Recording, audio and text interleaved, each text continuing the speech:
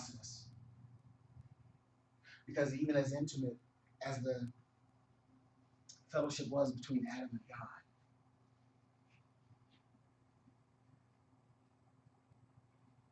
a wedge was still placed in between when Adam sinned. But rather than ball it up and start all over, God knew what was going to happen. And when Adam sinned, all that did was set the redemption plan in process, set the redemption plan in motion, so that even though God enjoyed the type of fellowship, Adam enjoyed this type of fellowship, God intended for it to be better. God intended for it to be better than what it was in the garden, better than what He originally created. Side note, that's just a reminder of where we are. It's never where God, it's not God's final plan for us. Even Adam in the garden, as intimate as that fellowship was, where the voice of God, where God's presence would come down and just manifest itself, and he and Adam were just right there fellowshipping just like that. Oh my goodness. God said, guess what? It can be better. Ooh. Ooh.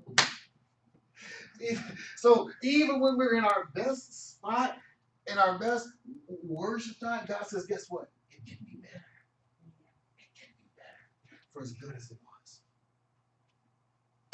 But God desires to save all people.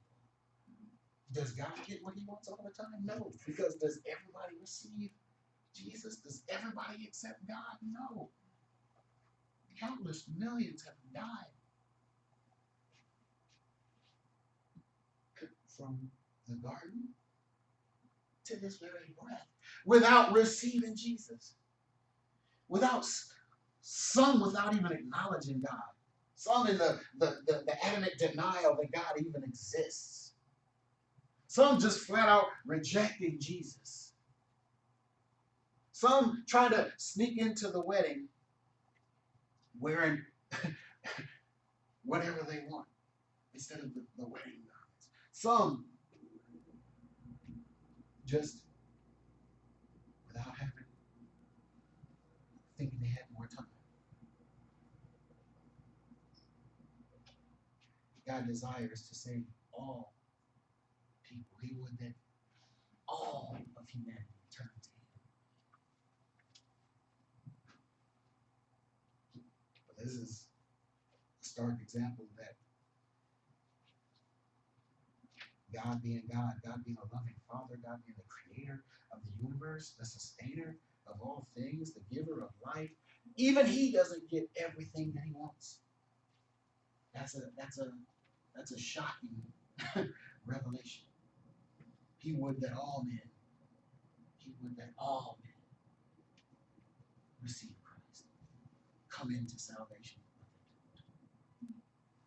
but they don't. Which makes it valuable and cherished even and all the more those who do.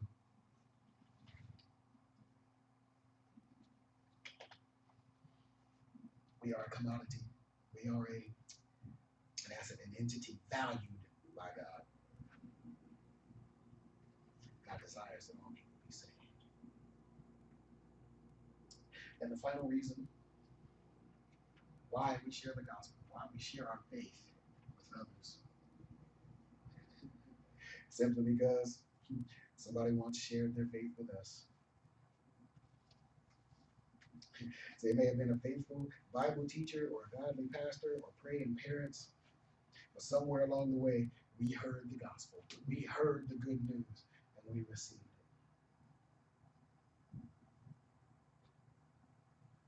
And we can consider the Great Commission our way of paying it forward.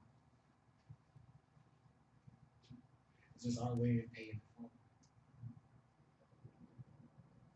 Because that's how the word spreads. That's how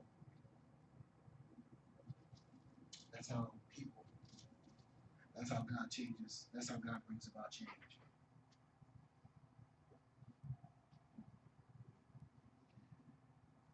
Billboards are good, radio ads are good, TV commercials, those are